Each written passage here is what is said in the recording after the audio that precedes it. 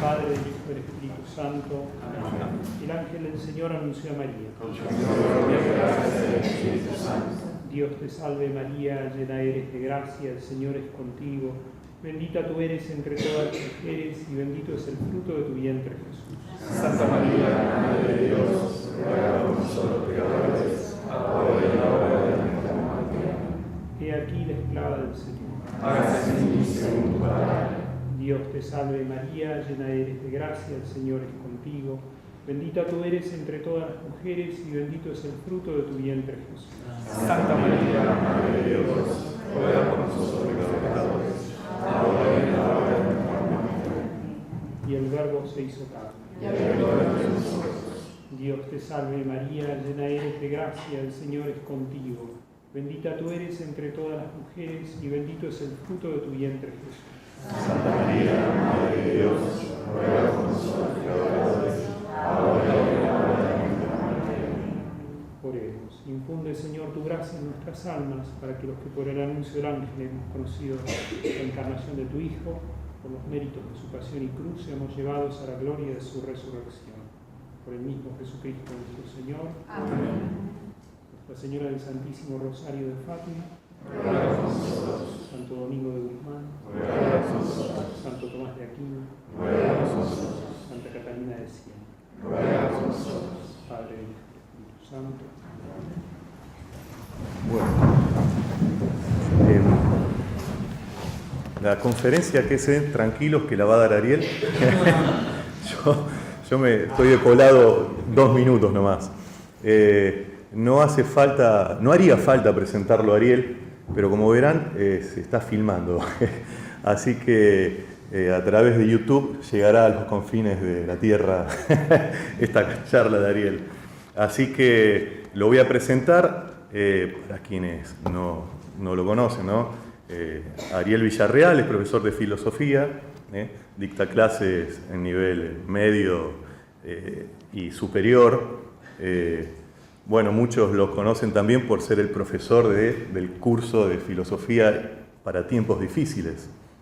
Es un amigo, padre de familia, 5 hijos. Bueno, y es un contrarrevolucionario, podríamos decirle. Yo hago una pequeña introducción explicando la génesis de esta conferencia que hemos organizado junto entre la Tercera Orden y el Grupo Padre de Castellani. Nosotros, hará cuestión de 10 días, redactamos un simple WhatsApp que terminó siendo un artículo que se publicó en el blog Que no te la cuenten, que dirige el padre Javier Olivera Rabasi. Se llamaba Características del Católico Liberal Medio. Bueno, ese artículo tuvo comentarios, tuvo repercusión, y para arrancar el año dijimos, bueno, hagamos la conferencia explicando muchos de esos puntos que el artículo contenía, porque era una mera descripción que merecía una explicación, ¿no? Entonces la idea es eso, que explicar de mejor manera el tema del liberalismo católico. Y lo que yo quiero mencionar simplemente es que este no es un tema que se nos ocurrió en una noche de peña. Digamos, hay libros escritos sobre el tema. Los papas han escrito sobre el liberalismo católico. Y me gustaría mostrarles simplemente algunos de esos libros que son como los bestsellers del tema, ¿no? El de Félix Sarday Salvani, El liberalismo es pecado, bueno, lo dice todo. Es un libro que Ariel también va a explicar a continuación, pero que contiene justamente el por qué alguien se atreve a decir que el liberalismo es pecado. El librito del cardenal Villot, elegido como asesor de San Pío X, El error del liberalismo. Este es un cardenal, un teólogo que se lo compara y se lo ubica al nivel de Garrigou Lagrange. El teólogo de hierro, le decían. Bueno, él escribe sobre el error del liberalismo. Como verán, no es algo nuevo. Es algo que quizás no se habla mucho, pero es algo antiguo. Este librito de otro sacerdote, Enrique Laje, Los papas y el liberalismo, recopila las opiniones de distintos papas sobre el liberalismo. También lo vemos al profesor Fulvio Ramos hablando sobre el liberalismo en la economía, ¿no? Liberalismo económico y doctrina social de la Iglesia, porque como vamos a ver, el liberalismo tiene una visión antropológica, teológica, que repercute en absolutamente todos los medios. No es algo abstracto puramente en la nube filosófica. Ensayo sobre el liberalismo económico, otra vez, nuestro amigo Héctor Hernández. Bueno, acá tenemos al profesor Díaz Araujo, Maritain y la cristiandad liberal. Ahí vemos que este error está metido dentro de la cristiandad, que es lo que queremos denunciar hoy fehacientemente, ¿no? Hasta llegar a un librito que dice simplemente liberalismo es la iniquidad. O sea, estos son libros que mencionan a la palabra liberalismo en sus tapas. Entonces es un tema importante, sin mencionar todos los libros que existen que hablan del liberalismo pero que no tienen en su título la palabra, ¿no? Por decir, los libros de Jean Uset para que él reine, lo que nos ha enseñado el profesor Yenta, Carlos Saqueri en el orden natural, bueno, el mismo Antonio Caponetto, gran maestro de varios de nosotros, donde denuncian básicamente el pecado del liberalismo infiltrado dentro de la Iglesia Católica. Bueno, dada esta situación y este artículo que se ha publicado, es que decidimos que hoy había que explicar un poquito más. Y para eso está Ariel, así que yo los dejo con él, me corro un poquito nomás. Bueno, te agradecería la compañía. Hay muchos de estos libros que yo no leí, así que bueno, vienen bien. Sobre el tema del liberalismo hay una información amplísima, muy, muy vasta, y bueno, uno como que de a poco se va interiorizando sobre este drama y puede llegar a calibrar la profundidad que tiene. Así que bueno, yo les agradezco la asistencia y el interés que tienen como siempre.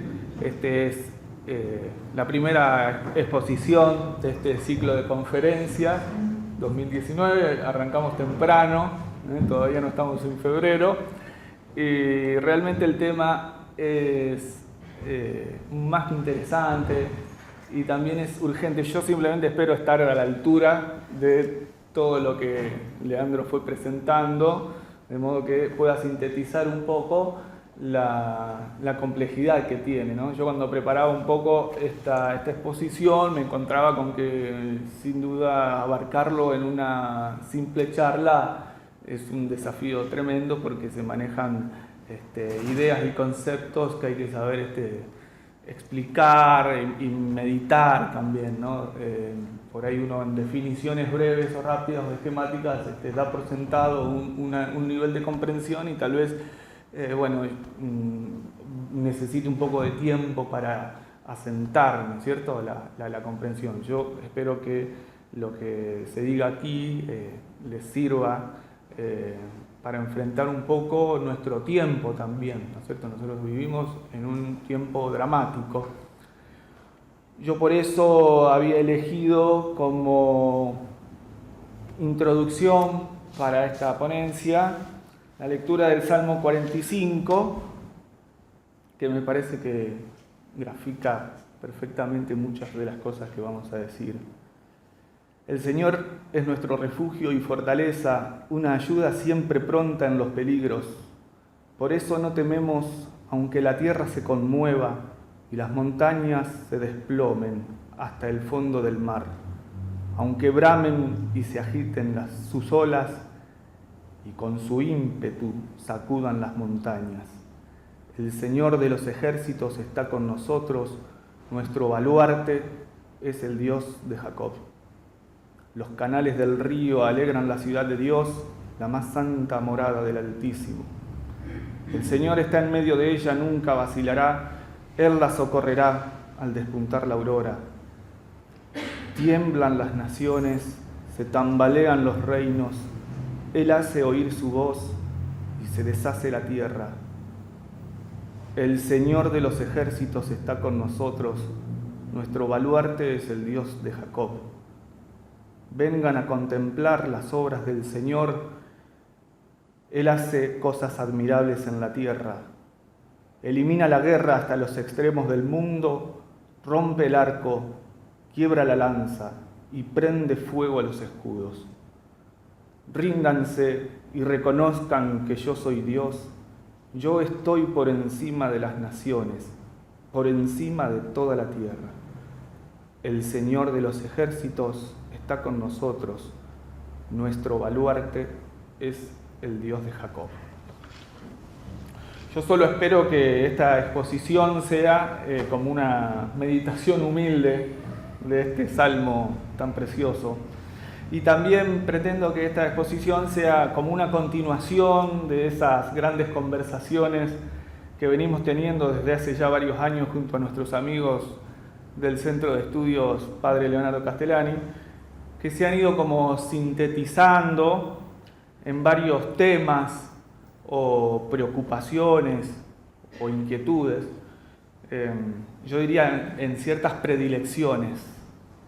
Charlas que son predilecciones, que buscan siempre ordenar nuestros pensamientos en vistas al gran tema, a la gran inquietud o a la gran predilección que es instaurar todas las cosas en Cristo para que Él reine, ya que nuestro corazón no encontrará paz hasta que Él reine, ¿no es cierto?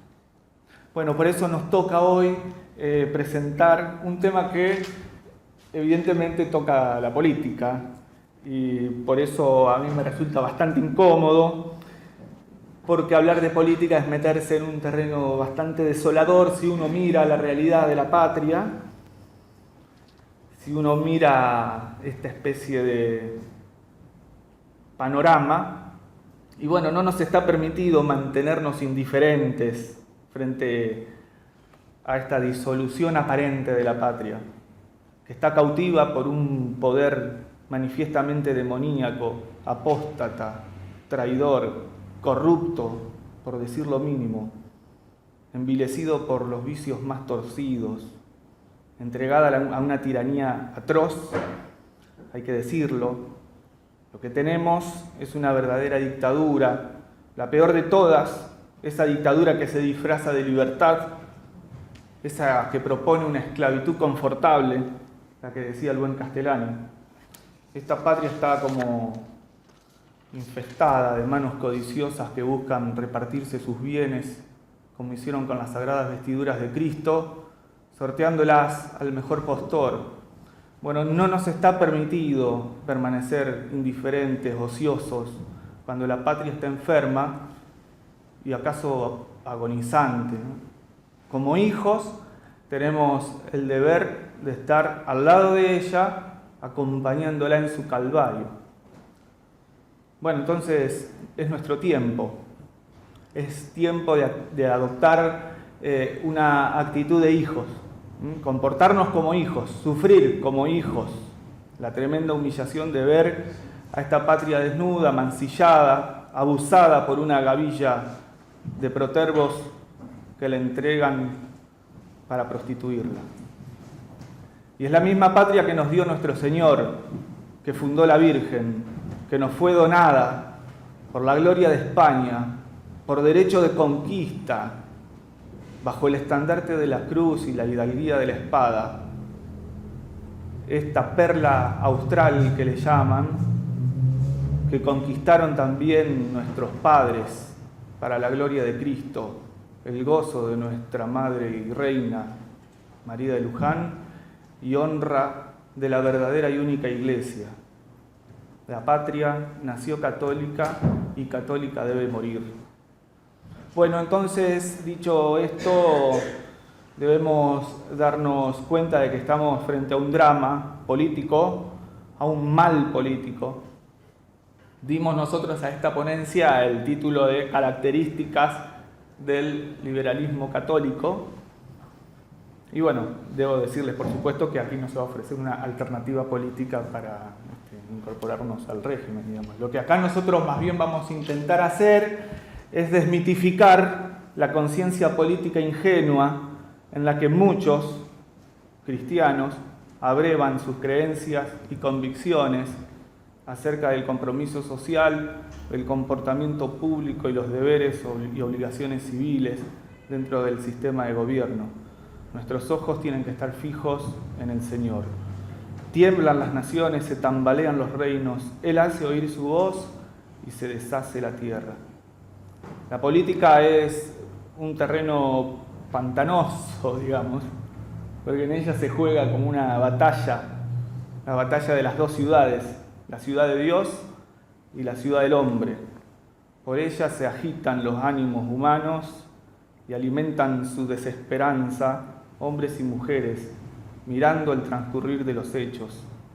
Con toda razón, decía Castellani, que la angustia, ese desasosiego connatural del alma arrojada a la condición existencial, tiene varias formas de manifestarse.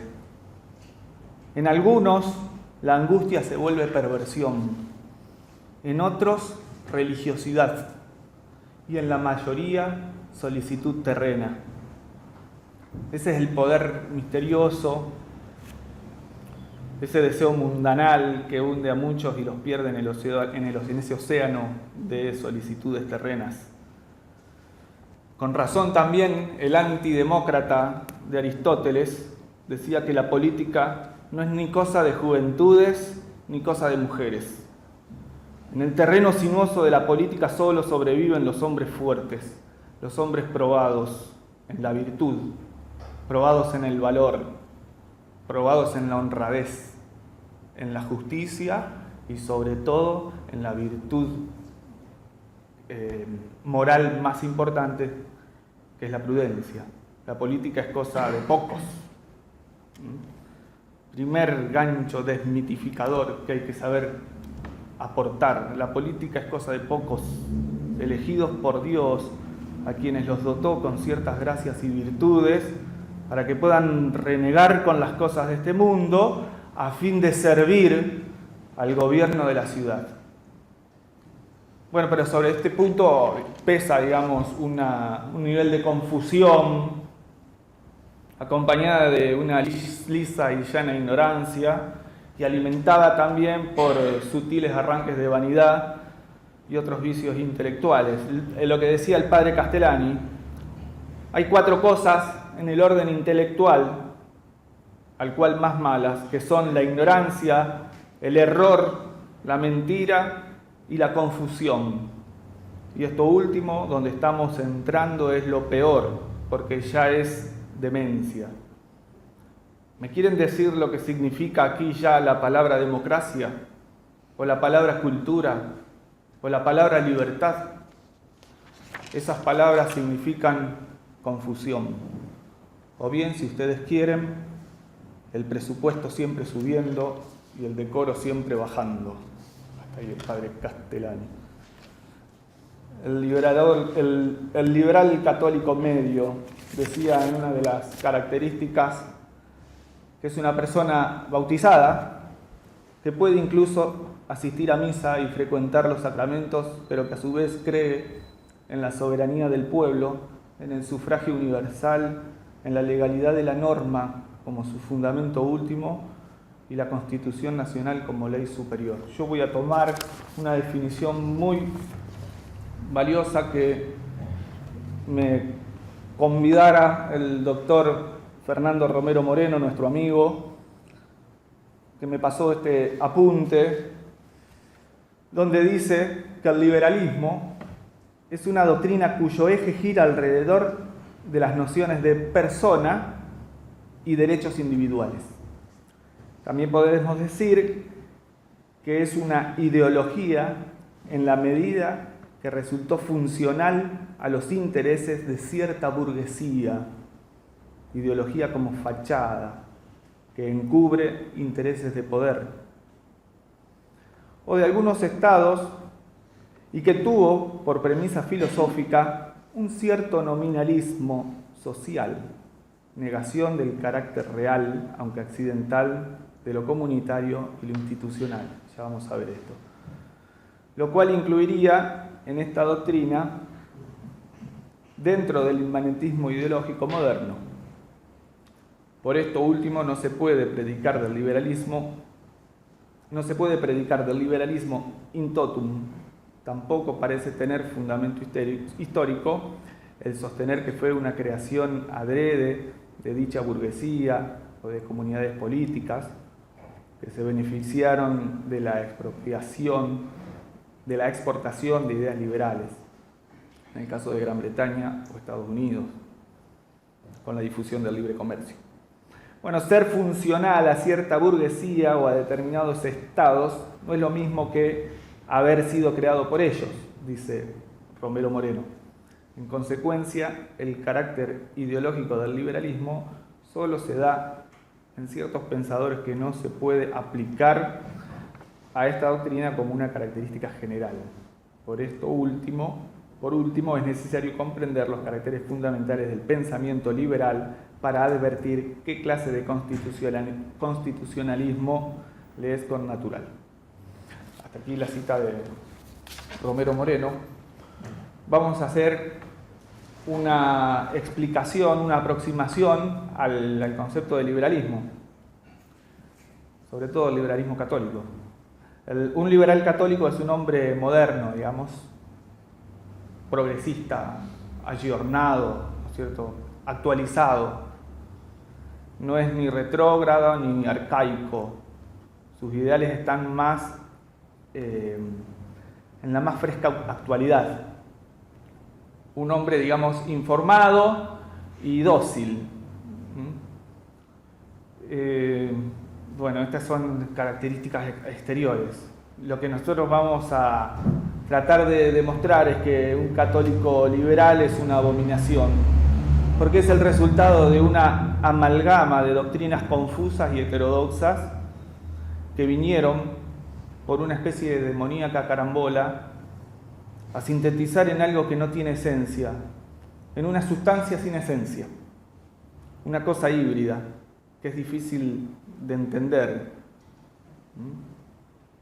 Cuando en realidad la gran mayoría, como parece tragar y masticar un cúmulo de informaciones televisivas, creencias casi fabulosas o míticas, tomadas dogmáticamente, es decir, uso la palabra en un sentido peyorativo, pero que impacta profundamente en los ánimos de las personas con una fuerza tal que arrastra hacia toda clase de desaciertos, engaños y falacias, sobre todo acerca de la historia, de la política y ni hablar de la religión. Dice Castellani que ni yo ni ustedes podemos vencer de golpe a Echeverría, a Ingenieros o a Repetto. Yo ni siquiera puedo leerlos, dice el cura. Pero podemos servir a la verdad e incluso, si Dios nos elige, podemos dar testimonio. Testimoniar la verdad, lo cual es el gran grito del cristianismo, el que hizo caer las murallas de la pagana Jericó. Toda la religión de Cristo se encierra en estas palabras, que Cristo impuso a sus apóstoles. Dar testimonio. Este dar testimonio, en principio, supone un mirar las cosas desde Dios. Entonces, es necesario, hasta aquí el padre Castellani, es necesario señalar este profundo mar de confusión que existe cuando se piensa en el liberalismo, y lo podemos hacer siguiendo las enseñanzas de tantos maestros. Leandro presentó ya algunos. Yo menciono para agregar, dentro de los maestros que nos han despertado acerca del drama del liberalismo, está por supuesto el padre Castellani,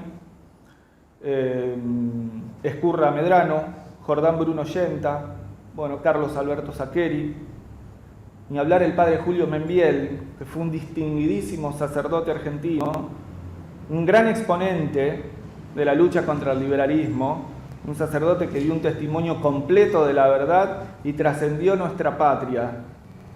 brillando entre los intelectuales más reconocidos como el cura teólogo que polemizó contra Maritain y todo el personalismo detrás, ¿no?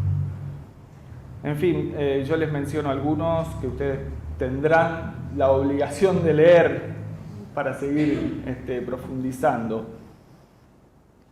Dice también Castellani: yo me ponía a probar filosóficamente que el liberalismo del siglo pasado enarboló la bandera de la libertad y arruinó las libertades, que son la única verdadera libertad que existe. Pues existe también una falsa libertad, que es la fomentada por el liberalismo, la cual es la verdadera libertad, lo que la demagogia y el democratismo es a la democracia, el filosofismo a la filosofía, la sofística a la sofía, la superstición a la herejía religiosa. Es decir, es peor que ignorancia, es peor que mentira, es confusión. Y después me puse a investigar por qué el liberalismo, que proclamaba la libertad, acabó por arruinar la libertad. Paradójico resultado. De modo que hoy día yo y todos los nacionalistas odiamos al liberalismo en la misma medida en que odiamos a la libertad. Y después busqué la razón teológica de ese fenómeno monstruoso que jamás antes se había visto en el mundo. Pamplinas. Todo eso nos sirve. Hasta aquí Castellani. Bueno, querido padre Castellani, he aquí la primera causa de todo este desbarajuste ideológico. Está en la razón teológica, justamente, la explicación de este fenómeno monstruoso llamado liberalismo. Aunque bramen y se agiten las olas y con su ímpetu y sacudan las montañas, el Señor de los ejércitos está con nosotros. Miren, no podemos definir al liberalismo si no podemos profundizar en el hondo sentido teológico que tiene, vinculado obviamente a la historia de la salvación. El drama arranca con la guerra metafísica entre Dios y los ángeles, ¿no? Los ángeles que se rebelaron contra Dios. Allí arranca este drama. Las huestes de Lucifer. Debemos mirar hacia lo alto, mirar el misterio y buscar las razones donde la fe alumbra y tratar de comprender el desenlace de la historia, la obra de este mundo, que solamente Dios conoce. A nosotros nos queda solamente permanecer fieles, esperando esa resolución, ¿no? Este es el sentido, ¿no es cierto?, que tenemos que contemplar para entender nuestro tiempo, mirar el mundo, la historia y el tiempo presente, con los ojos puestos entonces en la eternidad, para que el análisis no sea reduccionista.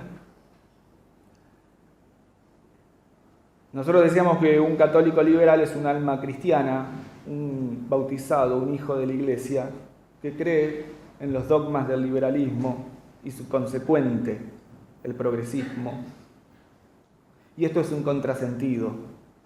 Si tal dupla, liberalismo, católico, se encarna en un hombre, ya se vuelve una cosa peligrosa. Porque el liberalismo es la abominación de la desolación que dejó lugar a la manifestación de la iniquidad, a la rebelión con mayúscula. Esto es lo que enseña, por ejemplo, el padre Horacio Bojorge en este precioso libro. No ya la ruda afirmación del padre Félix Sarday Salvani, que dice el liberalismo es pecado. El padre Bojorge dice lisa y llanamente el liberalismo es la iniquidad, es decir, es el pecado. No es un pecado más, no es una suma más al drama del pecado, sino que el liberalismo es la síntesis de todos ellos. ¿Por qué? Porque es la suma de todos los males que se amalgaman, conformando una verdadera estructura o sistema de corrupción que pretende, de fondo, ocupar el lugar de Dios. El liberalismo es el pecado por antonomasia, es decir, esa síntesis que viene a emular, a parodiar la prístina, la original rebelión luciferina contra Dios, cuando los ángeles le dijeron a Dios, non serviam, es decir, no te serviremos. Este es el drama del liberalismo, de fondo. Es el pecado, es la iniquidad. La rebelión contra el Padre, dice el Padre Bojorge, porque es la puerta abierta a la manifestación del misterio de iniquidad del que habla el apóstol San Pablo en la segunda carta a los tesalonicenses. No os apartéis con ligereza del buen sentir y no os dejéis perturbar, ni por espíritu ni por palabra, ni por pretendida carta nuestra, en el sentido de que el día del Señor ya llega. Nadie os engañe en manera alguna, porque primero debe venir la apostasía y hacerse manifiesto el hombre de iniquidad, el hijo de perdición, el adversario, el que se ensalza sobre todo lo que se llama Dios o sagrado, hasta sentarse él mismo en el templo de Dios, ostentándole como si fuera Dios. 2 Tesalonicenses 2:4. Bueno, entonces el liberalismo aquí aparece como raíz definida. Es el rechazo del Hijo y la rebelión contra el Padre. Por eso es el pecado, es la aversión plena, es decir, la suma perfecta. El pecado contra el Espíritu Santo también, que dice nuestro Señor que no tendrá perdón en este mundo. Este misterio de iniquidad, sobre el que tantos teólogos han meditado y considerado, evidentemente en plenitud no se va a revelar al fin de los tiempos. Algunos hablan Algunos hablan del surgimiento en persona del anticristo, que intentan colocarlo o figurarlo con una realidad determinada. Lo cierto es que la interpretación acerca de la revelación del espíritu de iniquidad, aun cuando nosotros podamos contar con un montón de pistas que nos orienten a considerarlo, todavía está en el plano del misterio, pero nada quita que nosotros seamos capaces de verlo, digamos. Por eso es necesario contemplar todo el conjunto de la historia de la salvación y de su desarrollo, como le enseña Cristo en la parábola del trigo y la cizaña. La cizaña crece y se desarrolla junto con la espiga de trigo, y con ella se mezcla para la siega final, en que el Señor de la historia recapitulará todas las cosas para Él, es decir, Cristo manda no quitarla. Al final, Él separará el trigo de la cizaña. Mientras tanto, crece, ¿no?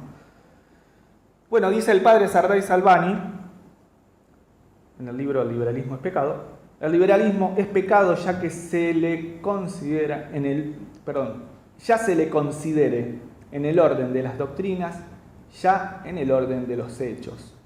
En el orden de las doctrinas es pecado grave contra la fe, porque el conjunto de las doctrinas suyas es herejía, aunque no lo sea tal vez en alguna que otra de sus manifestaciones o negaciones aisladas.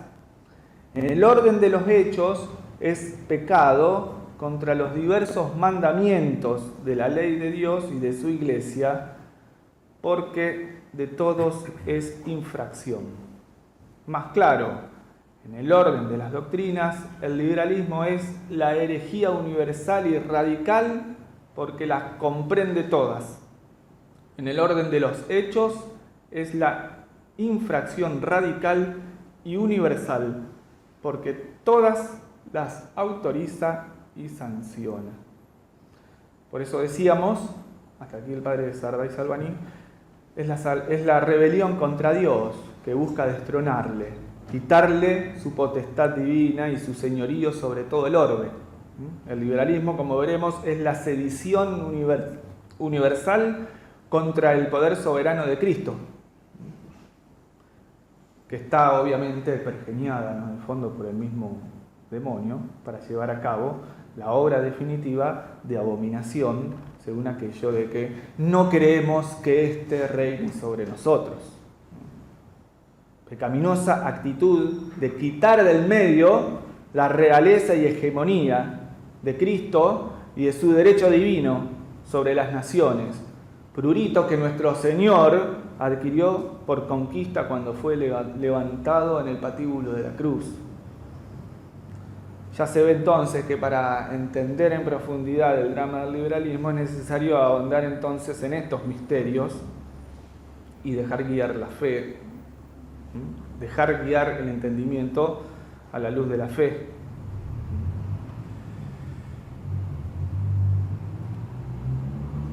Esta solicitud por los asuntos sociales, en que no pudieron reconocer la perpetua sentencia paulina que dice: es necesario que Cristo reine para poner a todos sus enemigos bajo sus pies. 1 Corintios 15, 25. Vemos que el reinado de Cristo es un reinado universal, es decir, se extiende hacia toda la creación, evidentemente sobre todo lo creado, potestad que tiene derecho de dominio sobre, obviamente, el orden social. Es decir, es necesario que Cristo reine sobre las naciones, para que las naciones lleguen a recapitular todas las cosas en él. Por eso dice también el padre Castellani que es un gran movimiento de rebelión antitradicionalista, antitradicionista en términos del padre Castellani, y reformista de la sociedad, que parte de los libros de los empiristas y deístas ingleses, se formula en Rousseau, es divulgado por la Ilustración o el enciclopedismo, informa la Revolución Francesa, a poco de comenzada, ¿no? Es inseminado por las armas napoleónicas, se impone más o menos en Europa, y aquí, entre paréntesis, dice el padre Castellani, a mitad del siglo preside la llamada Organización de las Naciones Hispanoamericanas, origina, por un lado, la democracia mito, y por el otro, el comunismo realidad. Y quiere sobrevivir hoy día en el llamado neoliberalismo y neocapitalismo, del cual gozamos una violenta erupción actualmente los argentinos. Hasta aquí el padre Castellani. Bien, menciona el padre Castellani entonces ya aquí las fuentes del liberalismo, ¿no? Surge con los empiristas ingleses, con los deístas, es una formulación ideológica, filosófica, revolucionaria contra el orden social existente. Cosa que el padre Castellani siempre menciona también es que hay que reconocer que en ese orden social cristiano habían cosas que estaban en decadencia y que por lo tanto era necesario que decaigan definitivamente. Pero la alternativa no era forzar una revolución. La alternativa era restaurar las cosas en la medida de su bondad. Aquí lo que se impuso fue un ímpetu revolucionario que, bajo premisas traídas y arrastradas por un montón de errores y concepciones filosóficas, vienen a proponer una reforma social basada en principios que se transformaron en mitos. Mitos que hoy en día están instalados en la conciencia común y que cualquiera digiere sin ningún tipo de incomodidad, Por ejemplo, uno de ellos es el mito del sufragio universal. Y detrás de este mito tremendo, el mito de que la autoridad viene por el pueblo. Es decir, que el pueblo le otorga autoridad legítima al gobernante. Este es un mito que está evidentemente tomado de todas las derivaciones de los errores modernos. Nosotros vamos a ver después qué era lo que había antes, en todo caso, ¿no? Porque nosotros podemos hacer una crítica completa al liberalismo, pero también tenemos que ver qué es aquello que el liberalismo vino a desplazar. Entonces, para explicar, digamos, el liberalismo es la doctrina filosófica política del quiebre contra toda paternidad. Por eso es que atenta también en él contra el cuarto mandamiento: honrar a los padres. Es la ruptura con el orden natural querido por Dios, que fundó la tierra para que en ella los hombres alcancen la salvación. Según la etimología, la patria viene de pater, los padres, que no es el progenitor, a quienes el latín llama los parens. Los parens menciona la paternidad por vía física, digamos, ¿no? En cambio, los paters es la paternidad heredada, es decir, son los señores. La rebelión propuesta por el liberalismo es una revolución también contra los señores, es decir, contra nuestros padres, contra nuestros ancestros, contra los que nos hicieron. Por esto también se recalca esto, de que es un pecado que atenta también especialmente contra el cuarto mandamiento. El hombre que es representante de una generación y de una serie de generaciones, el pater familias que le llamaban los antiguos, ¿no? El señor de la casa, que además tenía, digamos, conservaba en sí toda la potestad para regir un orden social. La familia no era, digamos, un núcleo o una célula aislada, sino que era un conglomerado de familias, cuyo jefe natural era el llamado pater familias, que era además el que recibía por herencia esta especie de atributo de mando o de dominio. Por eso también lo emparentado del término dominus con domus, que es la casa, el señor de la casa, ¿no? Bueno, interesante también para rescatar este vínculo, ¿no? Una de las características que nosotros señalábamos era que el católico liberal considera de igual valor cualquier documento pontificio.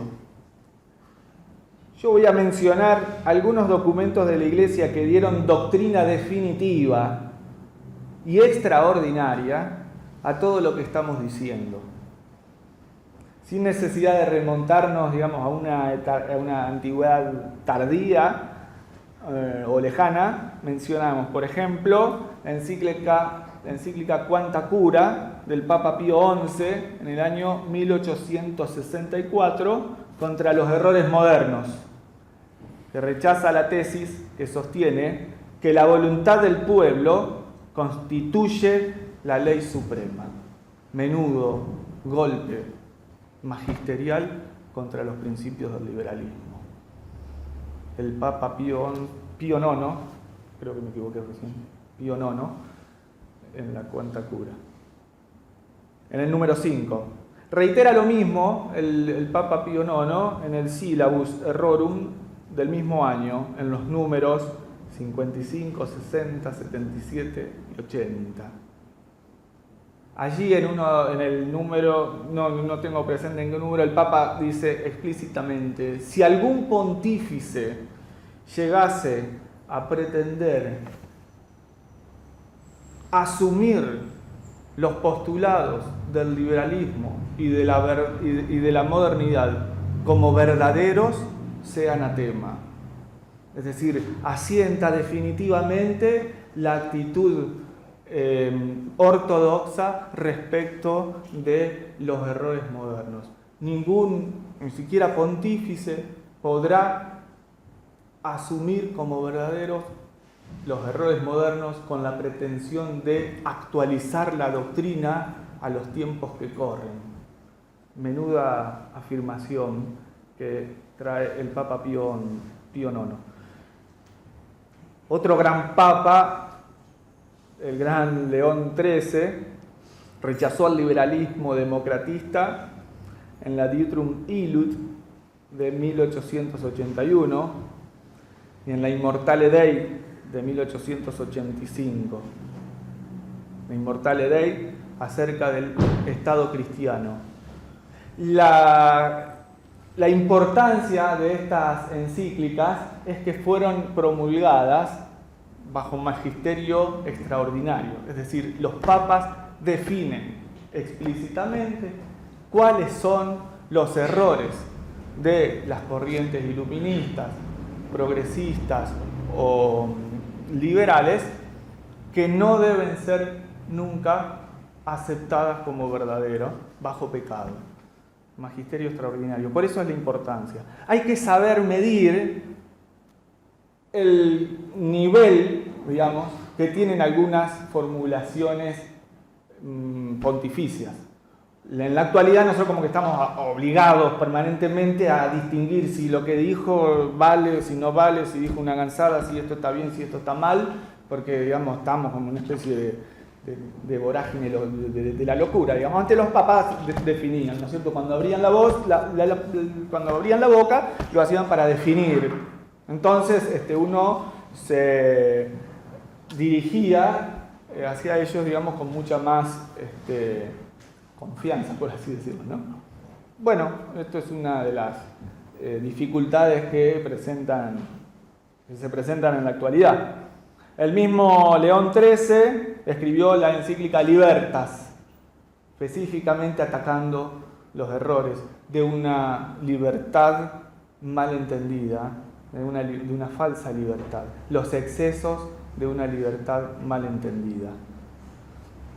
De modo también concomitable en la Rerum Novarum de 1891 y en la Graves Comuni, el Papa León XIII, de un magisterio luminosísimo.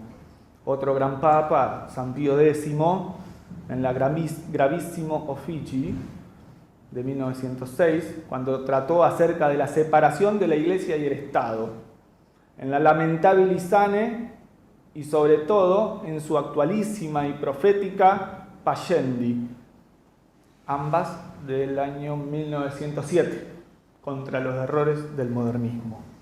Doctrina extraordinaria que define, anatemiza, es decir, marca un horizonte, un límite para que las verdades católicas no se perviertan y sobre todo para proteger el orden social cristiano, que era lo que se veía en jaque con todas estas doctrinas. Bueno, otra carta importantísima de San Pío X es la Notre Charge Apostolique sobre el movimiento Le Sillon de 1910, que era un movimiento liberal que había captado el interés de muchos católicos, pero que de fondo tenía, digamos, muchos de los postulados que después se van a decantar en el comunismo como tal, ¿no? Básicamente la separación de la Iglesia y el Estado y el materialismo político de fondo, ¿no?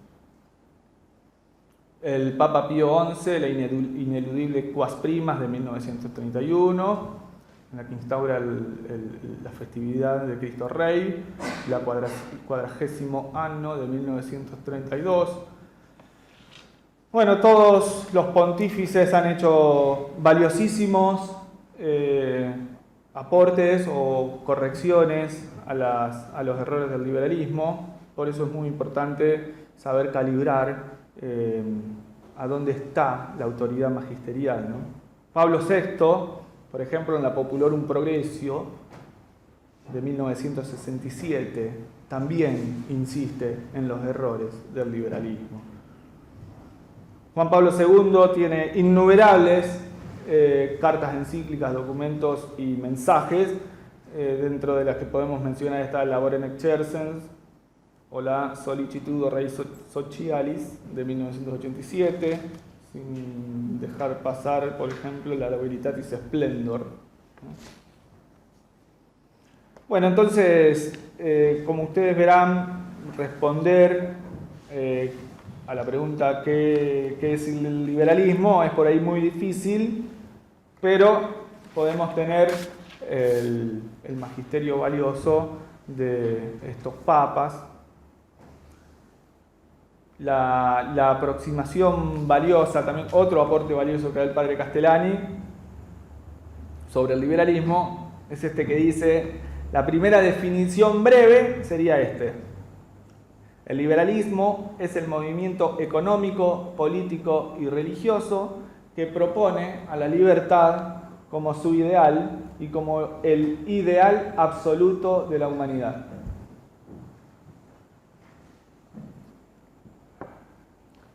Que pasará a ser el bien más grande que Dios ha dado al hombre. Es por tanto, esto lo decían los liberales, la libertad es el bien más grande que Dios ha dado al hombre. Es por tanto el ideal absoluto de hombres y naciones.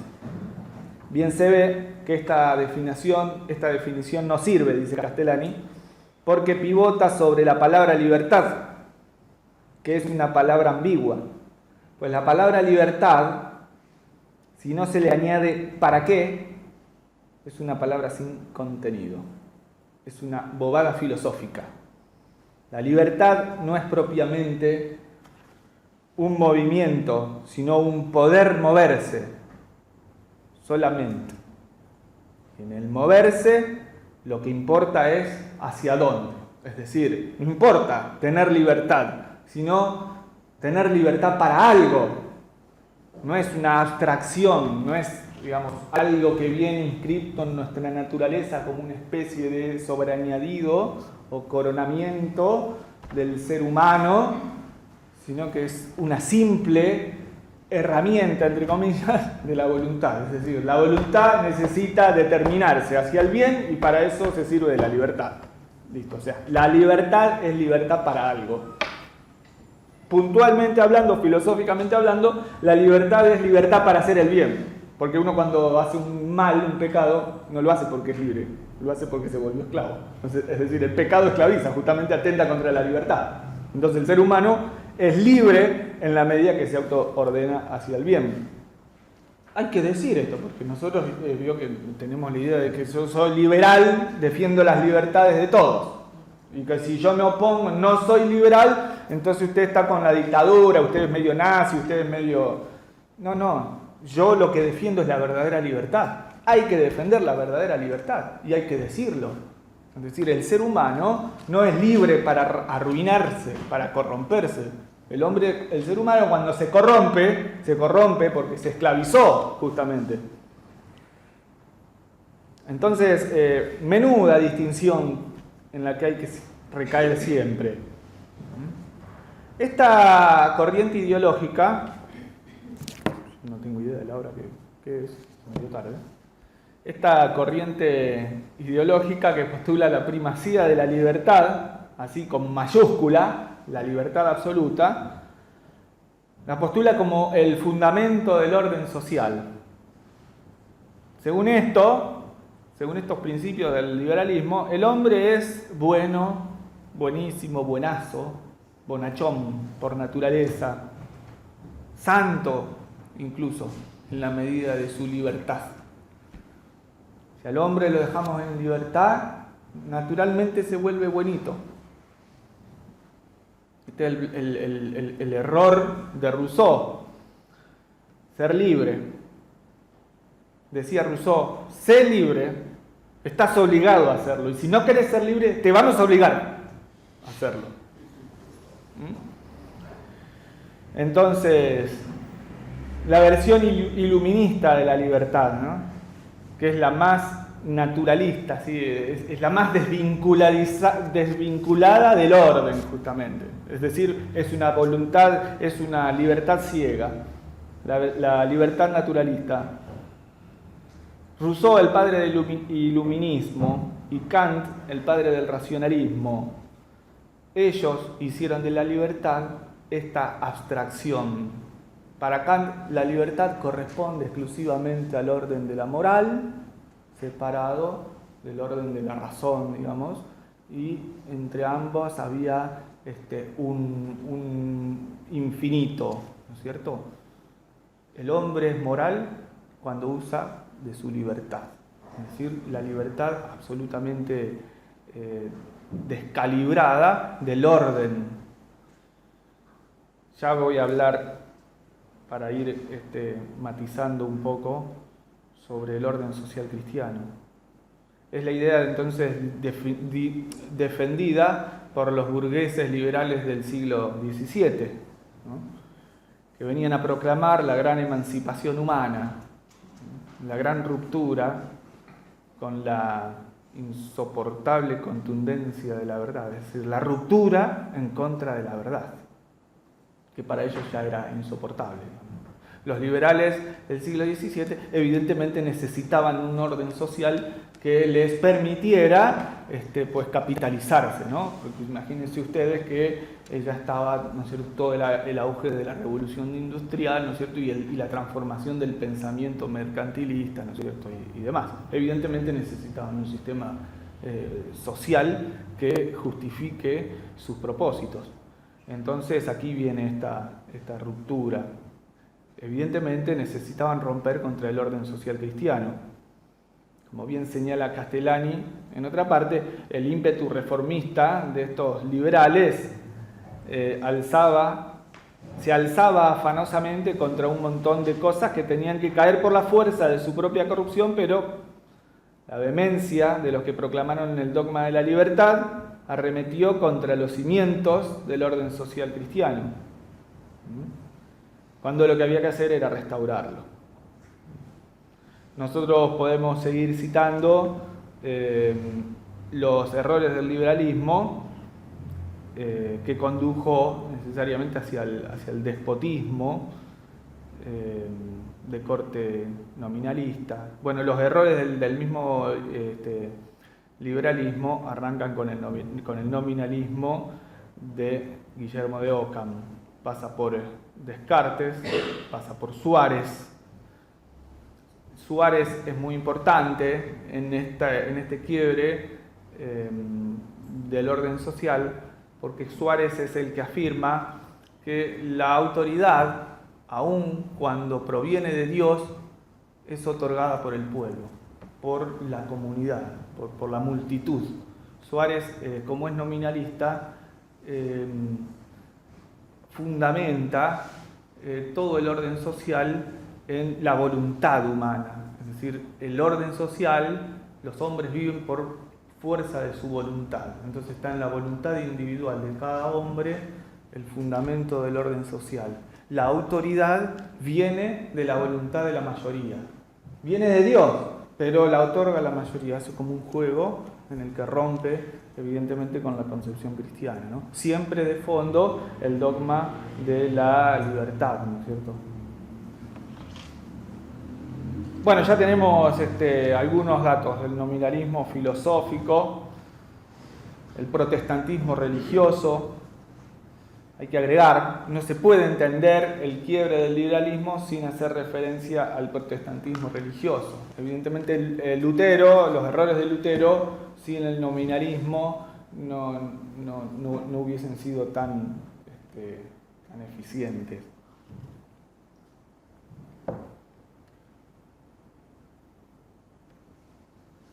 La democracia, entonces, es, podemos decir, una corrupción intrínseca para ir cerrando esta parte. Porque su origen es revolucionario. Hablamos de la democracia liberal. Hablamos de la democracia liberal.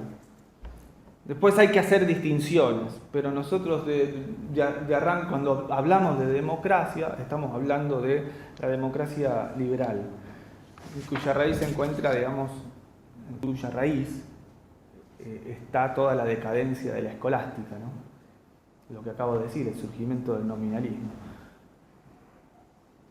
En el principio de cohesión, digamos, de unidad del sistema del orden social cristiano, estaba la naturaleza humana, creada por Dios, digamos. El fundamento del orden social cristiano estaba en el acto creador de Dios. El hombre, fundado en el ser, por un acto intrínseco dado por Dios. La condición social en el hombre es intrínseca por el acto creador. Esta es la diferencia de la concepción cristiana. El hombre es esencialmente un ser social. Negada la unidad sustancial del compuesto de esencia y existencia, la realidad deja de depender de un ordenamiento universal. No habrá ley eterna escrita en la naturaleza por Dios, sino que el ser de los entes estará como fundado en el arbitrio divino de Dios. El nominalismo rompe con necesariamente tiene que romper contra la concepción de lo universal. Es decir, en el nominalismo no hay universales, no hay leyes, por ejemplo. La ley divina es un universal que no tiene fundamento para el nominalismo. Entonces, ¿en dónde va a quedar relegada la ley? En la voluntad. Dios hace las cosas porque las quiere y del modo que las quiere. Es decir, lo que las cosas son productos de un acto voluntario de Dios.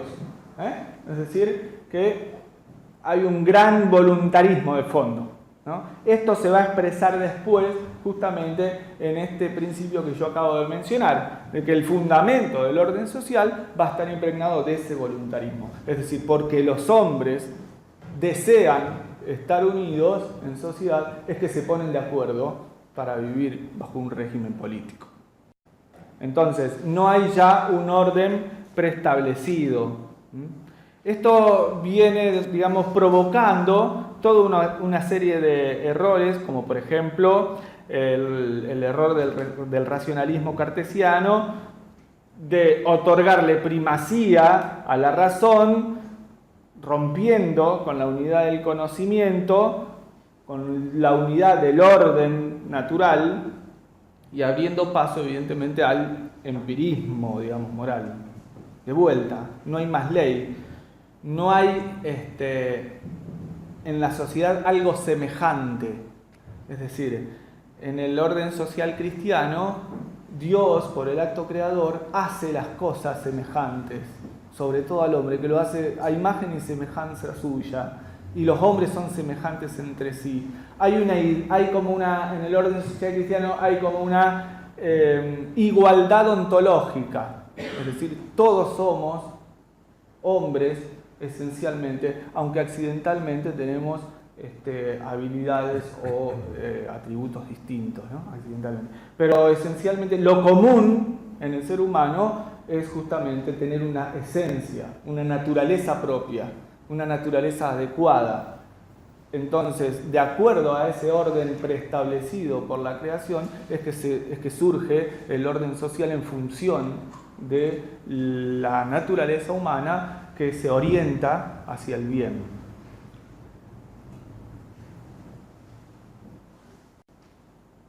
Muy bien. Todos estos errores entonces van como dando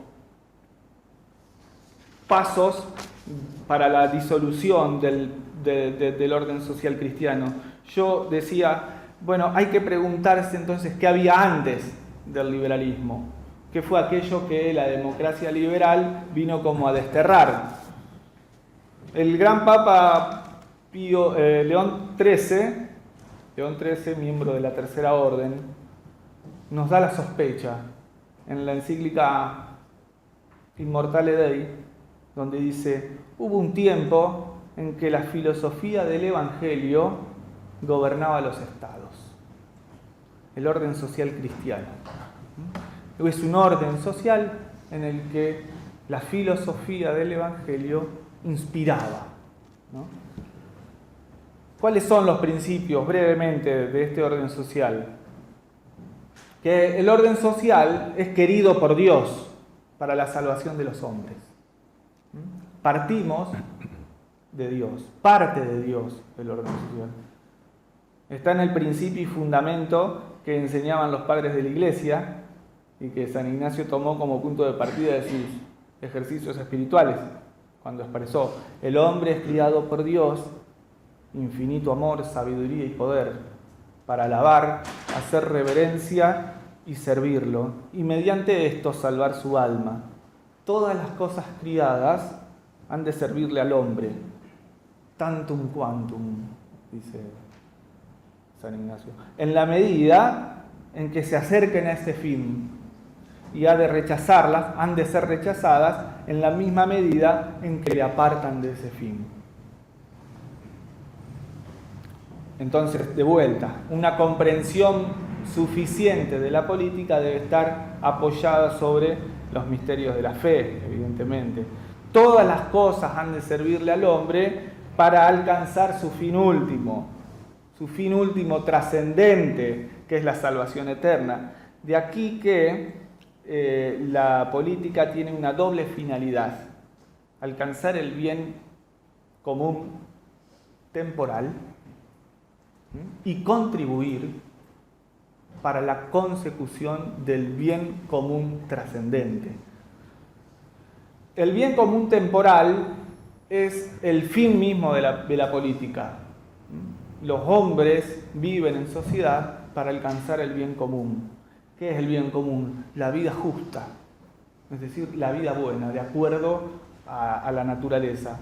Todo en el orden social debe cooperar para alcanzar este fin último.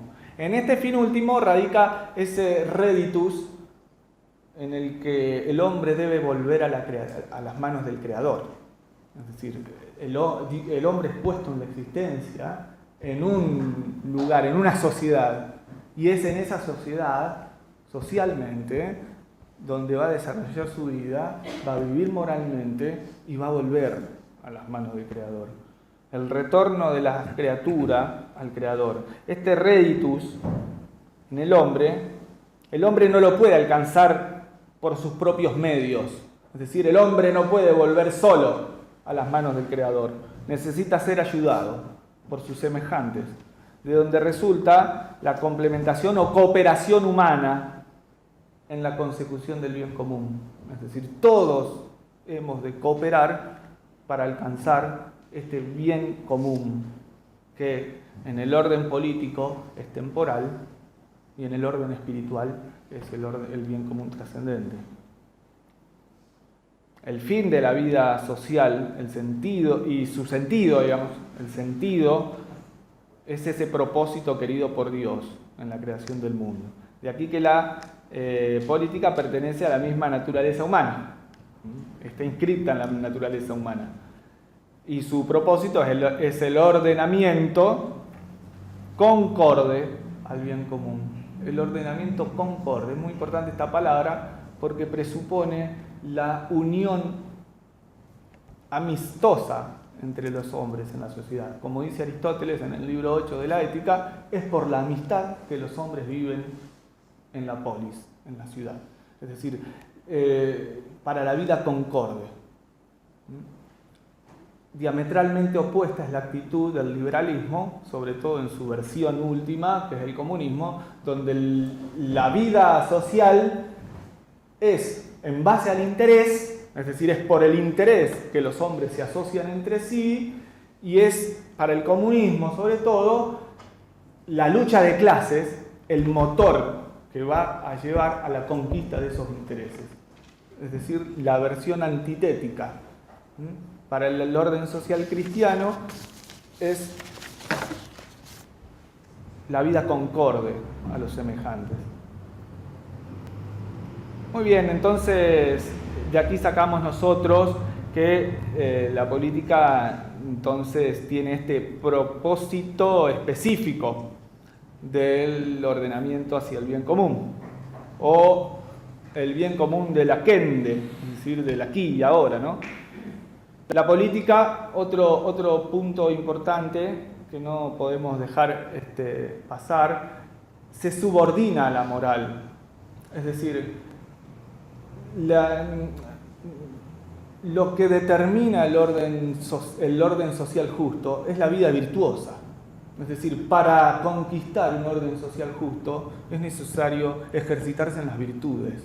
Por eso la vida moral está primero que el orden social. Nosotros no podemos restaurar un orden social si no formamos en la virtud. Es decir, necesitamos gobernantes virtuosos, necesitamos un orden social justo, es decir, ejercitarnos en la justicia para restaurar las cosas en Cristo, que es nuestro gran ideal o nuestro gran propósito. Evidentemente tenemos que hacer una tarea de conquista de las voluntades a través de las virtudes. Virtudes que no se conquistan sin la ayuda de la gracia, sin la cooperación del Espíritu Santo.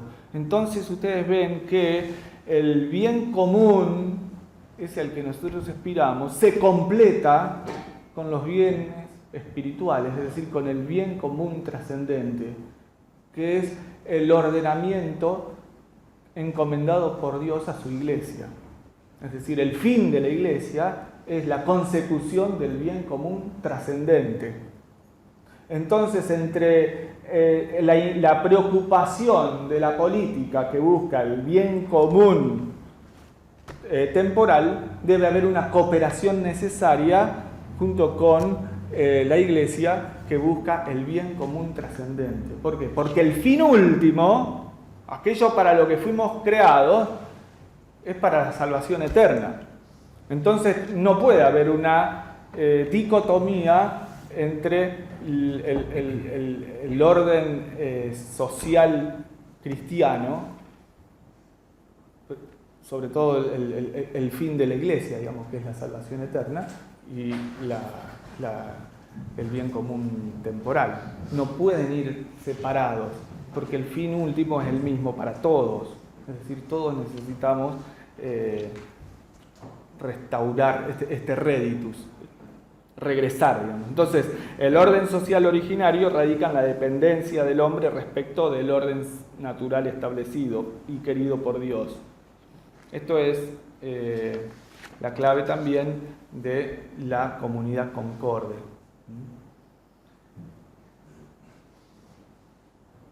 Para ir cerrando, en la obra Las dos ciudades de San Agustín dice el obispo de Hipona: dos amores fundaron dos ciudades, a saber, la ciudad terrena, la ciudad terrena fundó el amor de sí hasta el desprecio de Dios, y la ciudad celeste, el amor de Dios hasta el desprecio del mundo.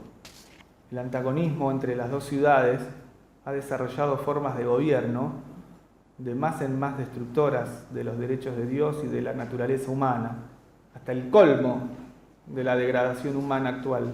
Es posible y discutible decir que en nuestra época tal vez sea la más oscura que conoció la historia. Podemos discutirlo esto, pero no podemos dejar de ver que mientras la ciudad del hombre se erige soberbia, aniquilando y persiguiendo y batallando a la ciudad de Dios, no nos está permitido mantenernos al margen. Es por esto también que vale mencionar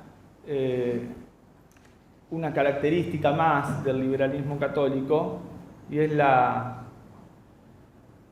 no admitir la legitimidad de la lucha, de la guerra justa. Es decir, contra este mundo es legítimo siempre batallar, ¿no?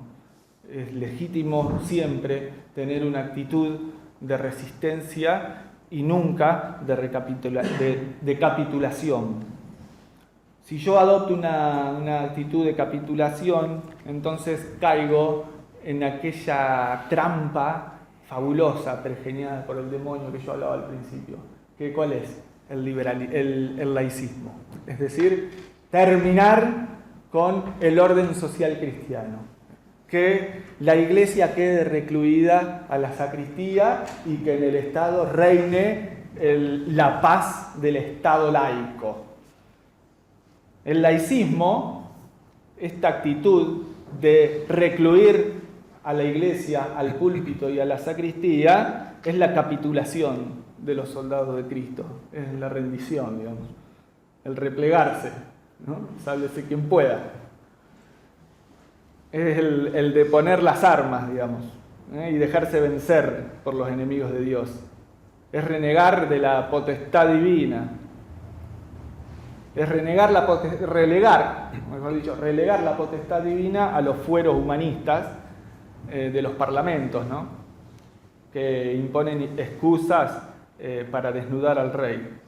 La historia tiene amplísimos testimonios. El laicismo, digamos, es hijo predilecto del liberalismo, es como su fruto más acabado, ¿no? Esta idea de busquemos el consenso hasta el infinito, ¿no? Tratemos de vivir armoniosamente.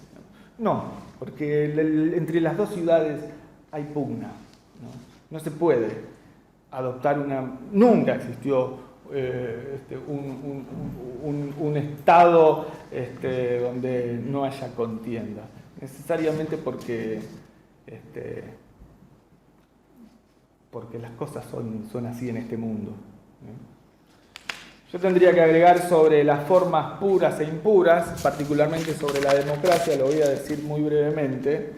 En el orden social cristiano, los maestros cristianos, hablando yo de qué había antes en el orden social, los maestros o filósofos del pensamiento político, desde Aristóteles, pasando por los padres de la Iglesia, incluso hasta Santo Tomás de Aquino, y más todavía, entendían que hay formas de gobierno que son óptimas y otras que son pésimas. En la clasificación de las formas de gobierno, necesariamente estaba la monarquía como la forma de gobierno ideal.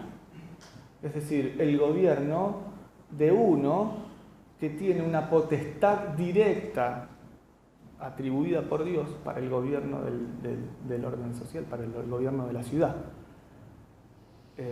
Evidentemente la autoridad proviene de Dios, ¿no? Si no, Cristo no hubiese dicho, por ejemplo, a Pilato, tú no tendrías ninguna autoridad si no te hubiese sido dada de lo alto. Se lo dijo a Pilato. Es decir, evidentemente la autoridad viene de Dios. Y existió un momento, como dijo el Papa León XIII, en que la filosofía del Evangelio impregnaba la vida de los estados, inspiraba sus leyes, inspiraba sus estilos y costumbres. Evidentemente es la cristiandad el fruto más brillante del orden social justo que nosotros hemos conocido. Evidentemente en el Estado cristiano brilla, digamos, como un faro para todo Occidente, el modelo de sociedad justa. Ahora bien, cuando los filósofos clasifican, digamos, este orden social, ponen, bueno, la monarquía es el gobierno más perfecto. En segundo lugar, colocamos a la aristocracia, que es el gobierno de unos pocos, es decir, de algunos que están dotados de algunas virtudes, sobre todo de la excelencia, es decir, de la vida buena, de la virtud del mando, ¿no? Algunos que tienen esa potestad también, que participan de la potestad gubernativa. En el último nivel de las formas de gobierno está la república. La república o la politeia es como la menos buena. A cada una de estas tres formas de gobierno le corresponde su corrupción. Entonces la monarquía se corrompe y deviene en tiranía. La tiranía es la forma de gobierno corrupta de la monarquía. La aristocracia se corrompe y deviene en oligarquía, es decir, el gobierno de unos pocos dominados por el interés, nada más, intereses corruptos. Y la tiranía o la corrupción de la politeia es la democracia. O sea que la democracia para los maestros de siempre ha sido la más mala de las malas, ¿no? Está como en último lugar. Después viene la discusión sobre la democracia ateniense, ¿no? Porque los griegos ya tenían democracia y como que la quieren en los manuales, la quieren presentar, digamos, como un modelo de sociedad, digamos, pero no tiene nada que ver a la democracia liberal. Es decir, la democracia que nosotros recibimos es la democracia del liberalismo, que terminó en este grotesco, digamos, sálvese quien pueda, donde, digamos, la ley tiene como último, es el último fundamento, perdón, el derecho positivo, ¿sí? El constitucionalismo se transforma como en el único elemento de regulación del orden social. Es decir, hacemos y deshacemos lo que queremos, total nosotros tenemos la potestad, ¿no? Fíjense, es decir, para muchos apelar a la Constitución es como decir, bueno, mantengamos el orden social que supimos conseguir en el 53, que tanto nos costó, un orden social liberal, una constitución liberal, una constitución traída y copiada desde Estados Unidos. A esa constitución nosotros la endiosamos y le damos, digamos, como una especie de estatus ahí cuasi divino, donde decimos no se toca, no, porque en la Constitución dice que, y apelamos, ¿no es cierto?, a ellas como si fuera una divinidad. Ahora bien, en la Constitución las cosas se hacen y se borran, se escriben y se borran. Fíjense ustedes cuántos delitos manifiestamente conocidos se cometen incluso siendo anticonstitucionales. El aborto, por supuesto, desde ya. Es decir, o por ejemplo los juicios miserables que hicieron contra los militares. Es decir, pasando por encima todos los principios del derecho penal, burlándose de toda la estructura jurídica, condenan a una prisión eterna a hombres que han sido soldados de la patria. Bueno, en fin, hay que saber juzgar bien las fuentes de nuestro orden social para ver justamente qué lugar tienen, ¿no? Porque evidentemente uno puede decir, sí, pero la Constitución es una porquería. ¿Cómo va a decir eso? Es como una blasfemia.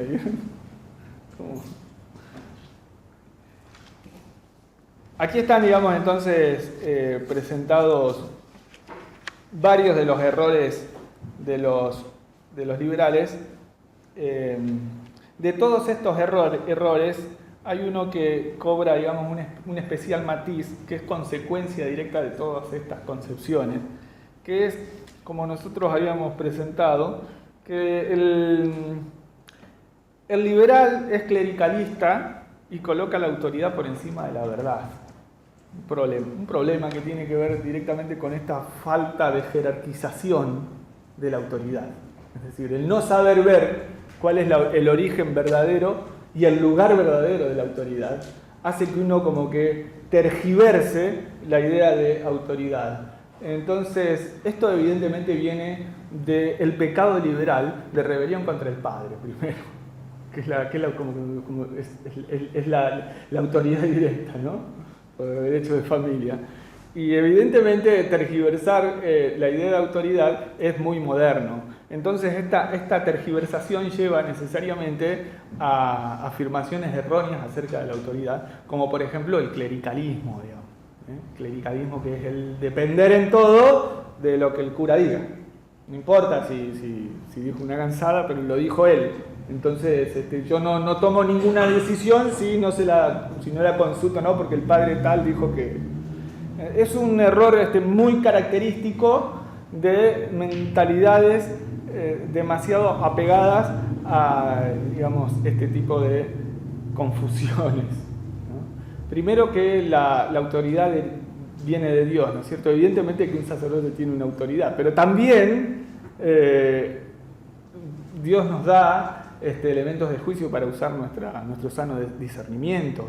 Y además está la distinción de los órdenes, el orden social, el orden político temporal y el orden espiritual o trascendente. Es decir, evidentemente cada uno en su función o en su oficio tiene gracias especiales, pero yo no voy a tomar la palabra del sacerdote para definir una cuestión política o social.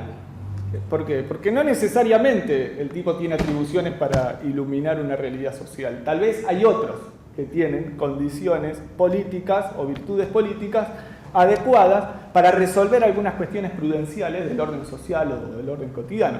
Entonces hay un gran error también ahí en que uno, digamos, como que por no saber distinguir justamente el orden temporal del orden espiritual, se toma por ahí un montón de falsas determinaciones.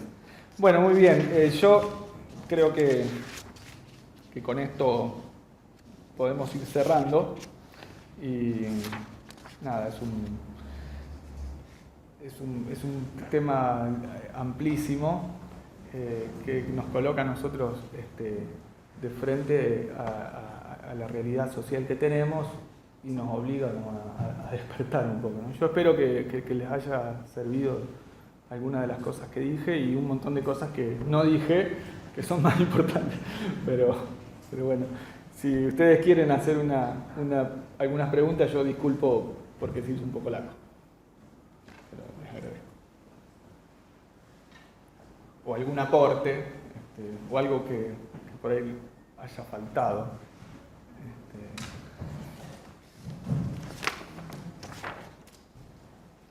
Si no, bueno. Sí. Sí. El liberalismo y el entendimiento de lo que es la derecha, ¿son sinónimos? ¿Tienen alguna relación? ¿La derecha y el liberalismo? Sí. En el liberalismo la derecha y la izquierda es lo mismo. Es decir, tienen matices, pero tienen la misma raíz. Es decir, hablar de un liberalismo de izquierda o liberalismo de derecha es absolutamente indistinto para los postulados de fondo. Es decir, es una pelea entre colegas. Originalmente... Es una pelea entre modos. La Revolución Francesa, donde originó la derecha y la izquierda, ¿no? Pero era de cómo estaban sentados en el Congreso, en el Parlamento. Entonces lo de la derecha eran un poquito más moderados que los de la izquierda, que hablaban de guillotina. Esto era de, bueno, no, pero después, no ahora. Esa era la única diferencia. Ese es el origen de la distinción derecha-izquierda. Pero la raíz es exactamente igual. Y la verdad que nosotros hoy tenemos la desgracia que comprueba esto. Digamos, el gobierno de derecha se comporta como lo que supuestamente era de izquierda. Es lo mismo. Sí. Es igual. Otro modo nomás. Nosotros podemos pensar en un ejemplo como el que está pasando en Brasil, que todo el mundo está como expectante. ¿Qué va a pasar en Brasil? ¿No? Un gobierno de derecha, chavo, ahora se arregla todo. Y bueno, sigan esperando, porque los problemas de fondo nadie los va a cambiar. Es decir, van a matizar un poco el régimen, van a ajustar por acá y aflojar por allá, porque el régimen en general se autorregula, ¿no? Entonces, se juega un poco con esta especie de dialéctica derecha-izquierda, cuando en realidad es de Cristo del mundo, digamos. En realidad el reloj habla de un inicio del régimen como un régimen inestable, un régimen del liberalismo, o que plantea el liberalismo. Porque obviamente que en la época en que se inicia el capitalismo, se genera el capitalismo esclaviza a un sector. Ese sector llega a ser predominante. Entonces, ese desequilibrio que se produce en el régimen hace aparecer como una solución al comunismo. Pero ¿qué pasa? El comunismo no es posible, o el socialismo, no es posible de aplicarlo así de una forma tan abrupta y decir, bueno, al capitalismo o a los capitalistas sacarle los bienes, que es algo que lleva innato a la persona, el tema de la propiedad, ¿no? Entonces, eso como bien innato no se lo podemos tocar a los bienes del capitalismo. Entonces, ahí empiezan como con distintos artificios a querer convertir ese régimen liberal en un socialismo. Y en este tránsito de un régimen al otro régimen, lo que dice Hilaire-Belloc es que nunca se logra el socialismo, que sería la propiedad por parte de todos. La propiedad no es de uno o no es de unos pocos, sino es de todos. Nunca se llega a eso. Y lo que desemboca todo este proceso, esta transición, es en el estado servil. O sea, fíjate vos que habla justamente de lo contrario, que vos decías al principio, el liberalismo en realidad lo que logra es lo contrario de lo que postula. Y es lo que dice un poco la conclusión de Hilaire-Belloc, lo que se logra es el estado servil. Porque evidentemente es una ruptura contra bienes metafísicos. Claro. Es decir, con lo que rompe el liberalismo es con la tradición, contra la fe, contra las costumbres, contra las instituciones, las valiosas instituciones del orden social. Lo que se llega a preguntar también es si en realidad la gente quiere ser libre, porque de alguna manera está como sumida en una comodidad en donde no toma decisiones, las decisiones las toman otros por él, y no tiene que luchar por nada, porque todo se le garantiza. Entonces es como un estado de aburrimiento, diría. Sí, lo que nosotros no tenemos que hacer es encasillar el liberalismo con algo político. Claro. El liberalismo es, bueno, en este caso es un pecado, es la iniquidad, digamos, que se manifiesta en lo político también. Sí, sí. Y que hay que hacer un montón de distinciones ahí también. Porque además vos, hay Alicia, un mencionaba el montón- capitalismo y ahí hay que hacer distinciones también. Una manifestación perversa actual, el igualitarismo. Bueno, el igualitarismo, ese que supuestamente era marxista, es consecuencia del liberalismo, que supuestamente era capitalista y de derecha. Pero todo eso eran supuestos, son mentiras. Nosotros hemos sido educados o deseducados de esa manera. Digamos, una revolución metió un régimen y esto es así y así nos enseñaron. Y cuando uno se lo pone a pensar, no es así. Por eso digo, no hay que encasillar. Incluso, claro, uno siempre toca un poco el papel de ser el pinchaglobo, ¿no? El aguafiesta. Pero ahora lo que vemos con el caso de Maduro, ¿sí? Maduro puede ser que caiga, ¿no? ¿Y quién es el que se autoproclamó presidente y que por supuesto que todos queremos que Maduro se caiga? Hoy esta semana nos enteramos que es un masón que tiene grado y todo, y que lo puso a Estados Unidos, y que tiene el aval de Israel. ¿Sí? El régimen se va acomodando, no le importa nada, no le importa a la gente, es un régimen. Entonces, es cierto que hay veces en que vemos algunos beneficios, porque claro, como no para que se muera el esclavo, bueno, hay que mantenerlo un poco vivo y nos conviene seguir vivos, ¿no? Y en algunas cuestiones prudenciales uno dice, bueno, mira, es preferible, no sé, uno dice, el liberalismo de Estados Unidos, y sí, es preferible a este que nosotros vivimos. ¿Por qué? Y porque allá te dicen, vos haces lo que quieras, acá no. Es malo eso también, pero eso, frente a esto malísimo, en algún momento puede llegar a ser, bueno, mira, deja que yo les enseño a los chicos en mi casa y no tengo problema. En Estados Unidos te dejan. Si no lo querés mandar al colegio, también te dejan. ¿No lo querés vacunar? No lo vacunés. Sí, en cambio acá no. Vos sos tan libre que vacunarlo, vos sos tan libre que va al colegio. Así. Es un régimen. Por eso hay que hacer un montón de distinciones respecto del lobby. ¿Padre? Sobre el clericalismo. A ver, Sí, porque en todo caso después sacan cobrarlo. la filmación, la cortan. me remonto primero a propiamente la esencia que estabas diciendo del liberalismo, está dicho acá. Cristo dice, dar al César, dar a Dios lo que es de Dios, ¿sí? Dar a Dios lo que es de Dios, o sea, todo aquí el pizarrón, dar a Dios lo que es de Dios. El católico que sigue a Cristo dice, dar a Dios lo que es de Dios, y al César lo que es del César. El católico liberal dice, dar a Dios lo que es de Dios y al César lo que es del César, sacándolo, ¿no es cierto? ¿Se comprende? ¿Sí? El católico, siguiendo a Cristo, dice, dar a Dios lo que es de Dios y al César lo que es del César. Es un subconjunto dentro de lo que se da a Dios. El liberal dice, el católico liberal dice, dar a Dios lo que es de Dios, al César lo que es del César, queda afuera. Y ahí entonces, en la economía, la usura total. ¿Por qué? Porque Dios no se tiene que poner, usura total.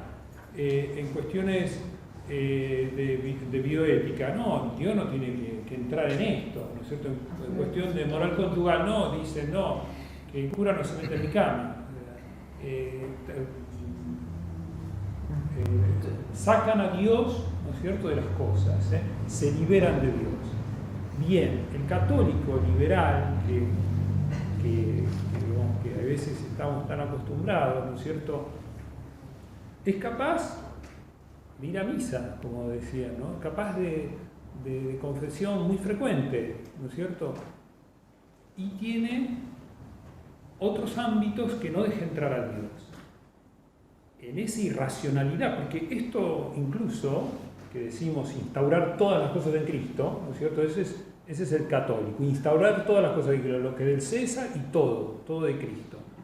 En esa irracionalidad de sacar a Dios, ¿no es cierto?, luego se tiene que hacer clericalista en el sentido de que, bueno, esto lo dice el cura, ¿no es cierto?, porque es una irracionalidad, ¿no es cierto?, entonces esto sí porque lo dice el cura, ¿no es cierto? Entonces, en vez de decir... Es producto de la separación de los órdenes. Claro, en vez de decir esto porque es de orden natural y porque Dios lo instauró así, yo lo tengo que hacer, y no porque lo dice el cura, ¿no es cierto? Porque la síntesis está en la falta de interés por la verdad. Entonces, uno cuando habla de cómo surge el liberalismo dice eran anticlericales, y claro, sí, se oponían a la iglesia y a todos los sacerdotes. Acá estamos diciendo que son clericalistas y no es una contradicción, porque el clericalismo es un error, es un vicio de querer a los sacerdotes, digamos, es sino hacerle caso sin pensar si tiene razón. Y es lo que uno ve, dice, a mí me lo dijo el padre Tucho, está todo mal lo que te dice el padre Tucho. Porque parte de una irracionalidad, porque fíjense que hay un orden natural, ¿no es cierto?, que es de orden natural, que todo le pertenece a Dios y todo debe estar bajo el régimen de Dios. Eso es de orden natural, ¿no es cierto? Todo tiene que estar bajo el régimen de Dios.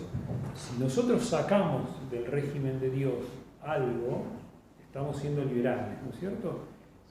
Y en eso, claro, como hay un desorden, claro, el que quiere ser católico y liberal necesita cierta irracionalidad, es decir, esto lo dice el cura, y no porque es de orden natural y porque es de Dios, ¿no?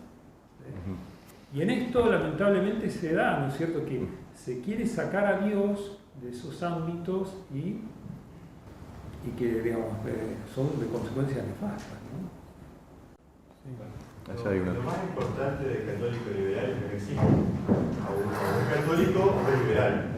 Se puede Entonces, eso por un lado. Y por otro sentido, también, no solo el liberalismo es el pecado, sino que todo pecado es liberal. El principio liberal está en todos los pecados que cometemos. O sea, no es que seamos todos liberales porque pecamos.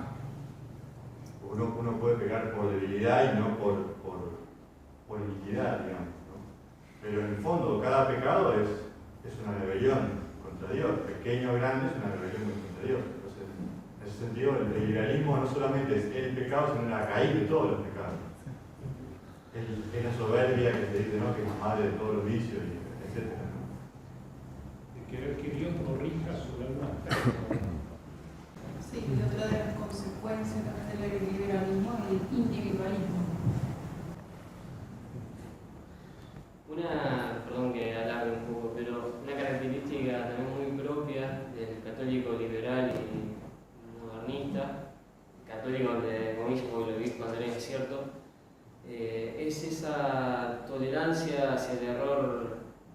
ajeno, y bueno, que los budistas, que los que hacen yoga, está todo perfecto.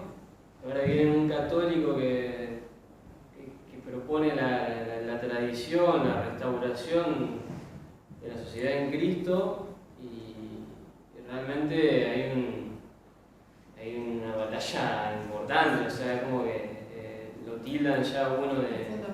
Sí, de oscurantista, medieval, o sea, es una característica muy propia. Desaparece la tolerancia. Entre las características que se mencionaban, obviamente no todas se tienen que dar en un mismo ser. Es más o menos un ejemplo, ¿no? Uno puede conocer algunos que se cumplen todas, digamos. Pero, digamos, son llamados a atención, porque a veces, digamos, uno mismo dice, che, mira, esto yo lo pensaba así, es cuestión de ver que estaba confundido, ¿no? Que no se lo habían explicado, porque, como mencionó Ariel, hay encíclicas, magisterio extraordinario, condenando lo que para nosotros es común, para la gente es común. Por eso, una derrota absoluta de los providistas es que hablar todo el tiempo de la legalidad, ¿no? Porque, por ejemplo, están en contra del aborto porque es ilegal, ya está, te gané. No es eso. Ahí no. Es injusto. Va contra el derecho natural, va contra lo que Dios quiere. Pero no porque sea ilegal. Porque mañana el Congreso aprueba y es legal. ¿Y qué hacemos? Sigue siendo inmoral. Claro. Entonces nos encontramos con un Esteban Bullrich que, en este caso, decía que había que abortar a la nenita Esperanza porque estaba en el protocolo y había que cumplir la ley. Es católico. No se puede ser las dos cosas. No hay posibilidad. Sacame una duda de muchos criterios tan difíciles que Andrés escribió y es sobre todo cuando hablaste de la soberanía del pueblo como error. Sí. Y a mí no es un clericalismo, pero son magistérios, no sé si estoy errado. Cuando yo trabajaba en una universidad que compendio social de la doctrina social de la Iglesia, y sobre ese punto decía, la soberanía reside en el pueblo. Cuando me voy a Pío XI, que nombraste vos, la carta de Charles Apostólica, dice todo lo contrario, citando el León XIII, un documento del León XIII. Entonces le digo al director de doctrina social, explícame cómo es esto, no necesito nada. Bueno, es muy clara la contradicción entre lo que dice Compendio de la doctrina social de la Iglesia sobre la soberanía del pueblo y lo que se dijo León XIII. Sí, de hecho, una distinción, deberíamos detenernos en todos los matices que hay dentro del mismo liberalismo, ¿no? Y también muchas discusiones que hay dentro de algunos maestros tomistas, ¿no es cierto?, incluso que hablan acerca de la democracia, ¿no? La validez o la perversión democrática. Al respecto, por ejemplo, hay quienes sostienen que la democracia en un sentido antiguo era criticable, era, digamos, colocada como la perversión de la república, al modo que yo lo señalé así esquemáticamente, pero que se podría hablar de una democracia de orden natural, o de la democracia como un régimen político natural, donde, dadas ciertas circunstancias, podría ser viable o moralmente o políticamente lícita. Yo creo que es una discusión que amerita por ahí otra charla, pero yo, siguiendo algunas preguntas, consultando a algunos maestros, me llamó la atención que el que afirmaba esto de que hay una democracia lícita como régimen natural era el mismísimo doctor Alberto Caturelli. Entonces yo me remití a hacer otras consultas sobre si era cierto o no, y bueno, me encuentro con esto, con que de fondo, digamos, hay todavía una serie de discusiones y distinciones que hay que hacer y que el magisterio también, por eso yo digo la necesidad siempre de saber calibrar el peso doctrinal de cada manifiesto pontificio, justamente para uno saber pisar firme, ¿no? Si yo me remito de repente al compendio de doctrina social de la Iglesia, bueno, yo ya sé que hay una serie de interpretaciones sobre interpretaciones que pueden dar lugar a ciertos equívocos, digamos. Yo no tengo obligación de asentir, digamos, con obligación de fe, digamos. No sé si voy siendo más o menos, si voy siguiendo la línea.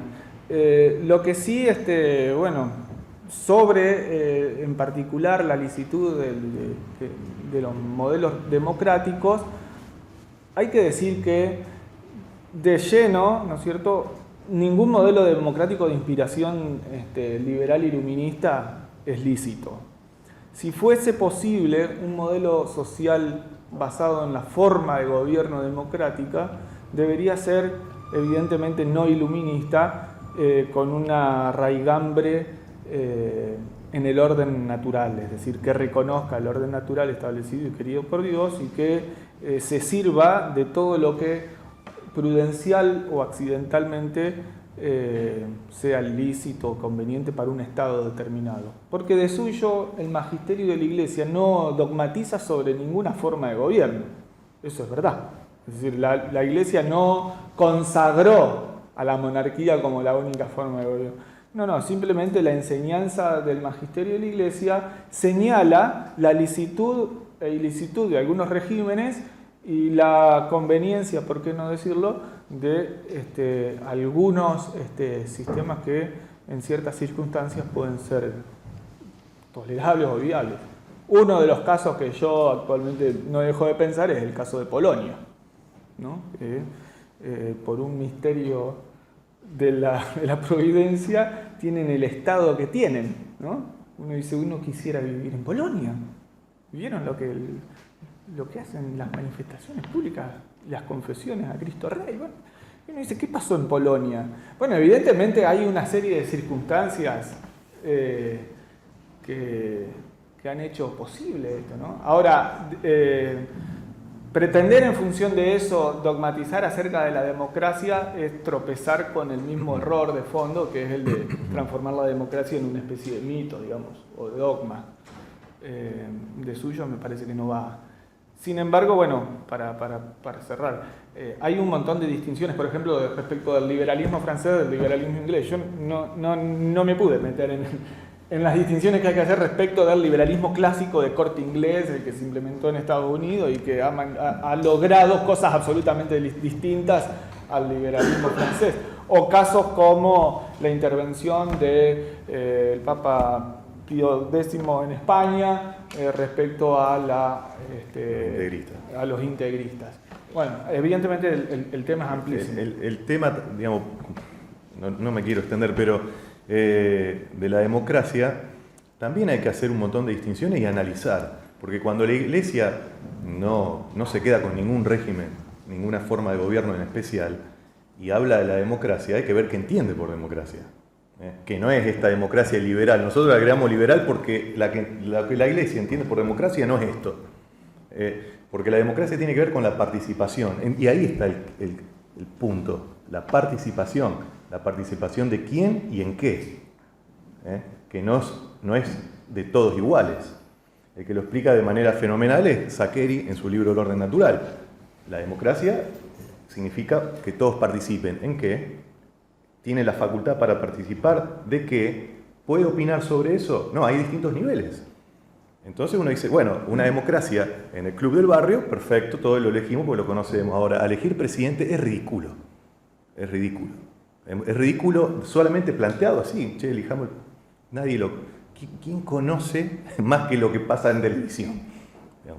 Entonces hay distintos niveles que hacen que a nosotros también nos dan niveles de responsabilidad, ¿no? Porque ahora nosotros no tenemos ninguna responsabilidad de lo que elegimos. No nos hacemos cargo de nada. ¿Por qué? Porque sí no sabemos. Ahora, si lo hubiéramos conocido, sí somos responsables, porque sabíamos quién era. Otro... Está el tema de la participación. Y respecto a la soberanía del pueblo, también hay que decir, que esta es la parte más fea, ¿no? Que estos problemas están adentro de la iglesia. Entonces también hay documentos de la iglesia que justamente hay que pasarle el colador, que lamentablemente son los documentos más modernos, que contradicen toda la tradición. Entonces, para explicarlo con el sentir de la iglesia y de buena fe, hay que ver a qué se refiere con soberanía del pueblo. Si la soberanía del pueblo está por encima de la soberanía de Cristo, se equivocaron. Eso no es así. No pueden decidir si 2 más 2 es 5. Ahora, si la soberanía del pueblo es para elegir si vamos a estar representados por concejales bueno, eso es opinable. O sea, lo importante es que no se meta un Estado extranjero a decir lo que tenemos que hacer. Viene por ahí el tema, no en que el pueblo decide qué está bien y qué está mal, que es lo que pasa ahora. La soberanía del pueblo entendido de esa manera.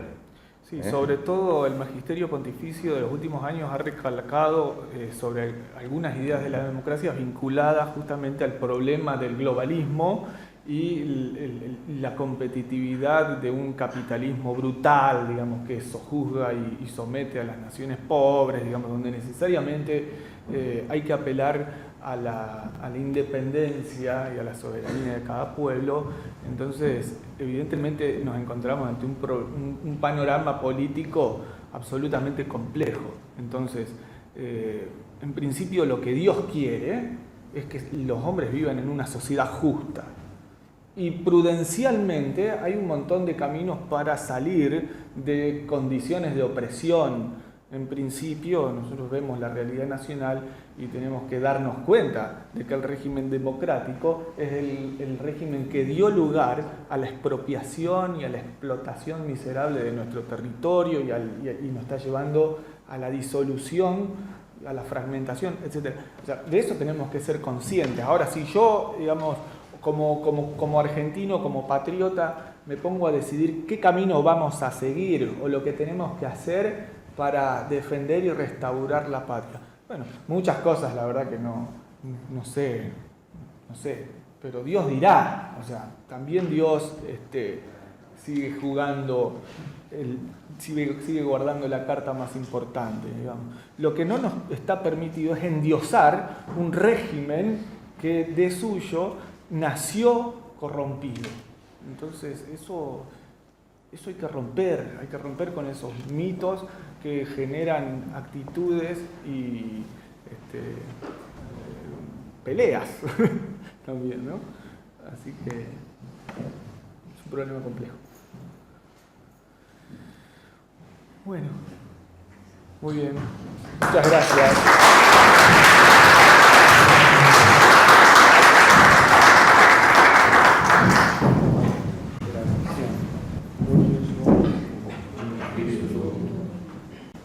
Benedictio Dei Omnipotentis, Patris et Filii et Spiritus Sancti, descendat super vos et manet semper.